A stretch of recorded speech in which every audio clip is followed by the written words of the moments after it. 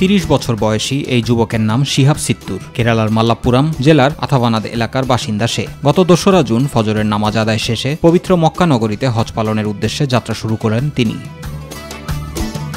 পবিত্র নগরীতে হজ পালন করতে 280 দিনে 8640 কিলোমিটার পথ পাড়ি দিতে হবে তার। এজন্য প্রতিদিন তাকে হাঁটতে হবে 25 কিলোমিটার পথ। ভারতের কেরালা, কর্ণাটক, মহারাষ্ট্র, গুজরাট, রাজস্থান, হরিয়ানা এবং পাঞ্জাবের ওয়াগা বর্ডার পার হয়ে পাকিস্তানে পৌঁছাবেন তিনি। এরপর ইরান, ইরাক, কুয়েত পাড়ি দিয়ে পৌঁছাবেন সৌদি আরবে। পথিমধ্যে কোনো ধরনের যানবাহনে চড়বেন না ভারতীয় এই যুবক। রাত্রিযাপন করবেন দেশগুলো বিভিন্ন মসজিদে।